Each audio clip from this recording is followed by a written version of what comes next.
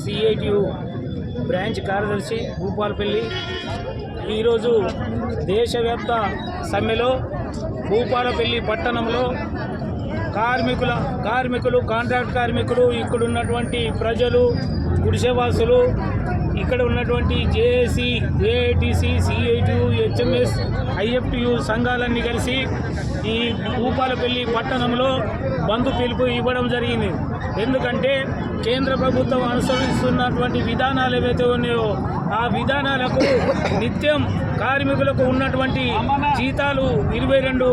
GO ప్రకారంగా 26,000 రూపాయలు రావాల్సినటువంటి కాంట్రాక్ట్ కార్మికులు సింగరేణిలో 25,000 మంది పనిచేస్తుండ్రు. ఆ 25,000 మందికి 12,000తోని ఇస్తూ చేస్తున్నటువంటి కేంద్ర ప్రభుత్వం అదే రకంగా కోల్ ఇండియాలో 26,000 రూపాయలు 22 జియో ప్రకారంగా ఈ నరేంద్ర మోడీ ప్రభుత్వం ఇస్తున్నప్పుడు ఈ సింగరేణిలో ఈ కార్మికులు నోటీస్ ఇచ్చి నేను ఆ గద్దె మీద రోజు కాంట్రాక్ట్ కార్మికులు పనికి వాళ్ళైనారా ఇది గుర్తు చేసు.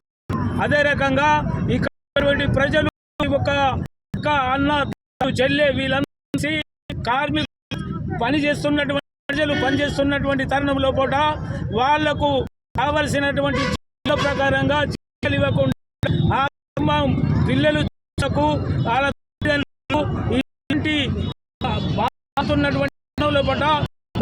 లోపల ఉన్నటువంటి